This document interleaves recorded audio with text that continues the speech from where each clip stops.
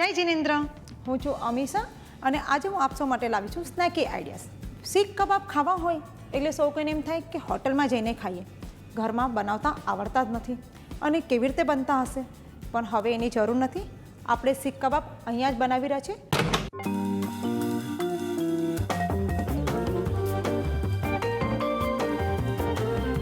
સીખ કબાબ બનાવવા માટે આપણે પેન લીધું છે, એની અંદર હવે આપણે ઓઇલ લેશું. સૌથી પહેલાં આપણે એની અંદર જે ફણસી છે બારીક બારીક કટ કરેલી છે એ સોટે કરશું. હવે આપણે એની અંદર ગ્રીન કેપ્સિકમ એડ કરશું. હવે આપણે એની અંદર આ જે લીલા વટાણા છે જે બાફીને રાખ્યા છે એ પણ એડ કરી દઈશું. આ રીતે આપણે એને હાથથી મેશ કરી દઈશું. આપણા બધા વેજીટેબલ આપણે એક સાઈડ કરી નાખશું અને એને થવા દેશું. અને બીજી બાજુ આપણે અહીંયા જે ચણાનો લોટ છે એ શેકી લઈશું. ચણાનો લોટને પ્રોપર બ્રાઉન થાય ત્યાં સુધી આપણે એને શેકી લઈશું.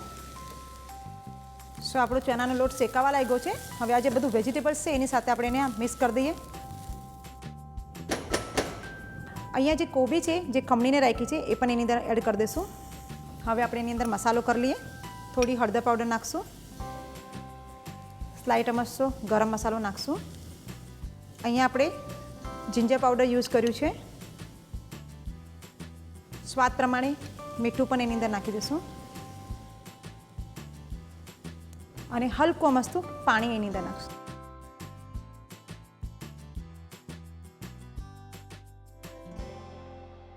હવે આપણે આને વેજીટેબલ્સને આ રીતે મેશ કરી દઈશું.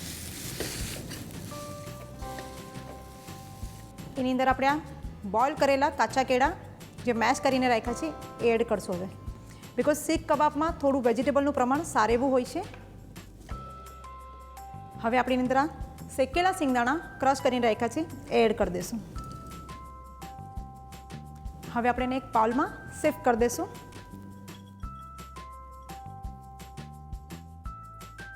એની અંદર આપણે હવે થોડી કોથમીર એડ કરી દઈશું અને હવે આપણે એની અંદર થોડું ફ્લેવર આપવા માટે ચાટ મસાલો એડ કરશું. થોડું પાણી આપણે પાછું નાખશું અને હવે આપણે એને હાથથી મિક્સ કરી લઈશું. આપણું આ કબાબનું બધું જ મિક્સચર પ્રોપર તૈયાર થઈ ગયું છે.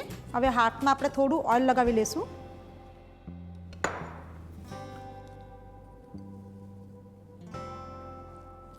હવે આપણે આને કબાબ શેપમાં એને વાળી લઈશું. આ રીતે આપણે નાના નાના કબાબ બનાવી લઈએ. આપણા કબાબ અહીંયા તૈયાર થઈ ગયા છે અને આપણી પાસે અહીંયા સટેલ સ્ટિક છે, એને આ રીતે આપણે એની અંદર ભરાવી દઈશું.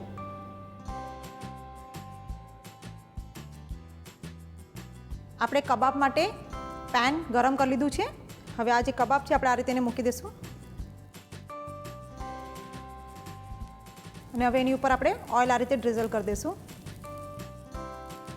અને હવે આપણે આ રીતે કબાબને ગોલ્ડન બ્રાઉન થવા દઈશું. તો એની માટે ટાઈમ લાગશે.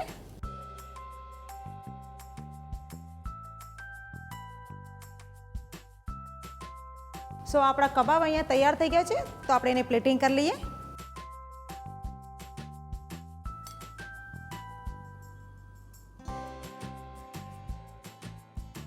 હવે આપણે એની ઉપર ચાટ મસાલો સ્પ્રિંકલ કરી લઈશું. આ આપણા સીખ કબાબ તૈયાર થઈ ગયા છે. હવે હોટલમાં જવાની બિલકુલ બી જરૂર નથી.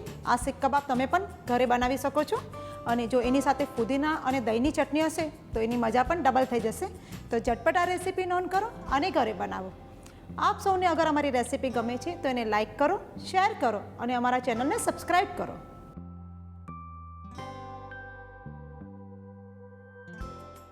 For more such delicious recipes, stay tuned to Sanjeev Kapoor Khazana.